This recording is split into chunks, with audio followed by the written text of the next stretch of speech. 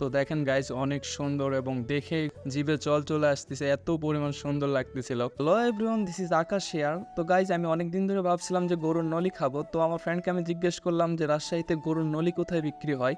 তো আমার ফ্রেন্ড বললো সিএমবির মোড়ে নাকি অনেক সুন্দর গরুর নলি বিক্রি হয়। তো গাইজ আমরা পাড়াপাড়ি করে একটা রিক্সা নিয়ে আমরা সেখানে যাওয়ার উদ্দেশ্যে বের হয়ে পড়ি। এটাই হলো সিএমবির মোড়, আর আমার সাথে যাচ্ছে আমার এই দুইটা ফ্রেন্ড, ওরা পুষ্পাস নিয়ে দাঁড়িয়ে আছে। তো সিএমবির মোড়টা একটু ভালো করে দেখেন গাইজ, অনেক সুন্দর। এখানে অনেক নিরিবিলি জায়গা, সন্ধ্যার পর একটু বিজি হয়ে পড়ে।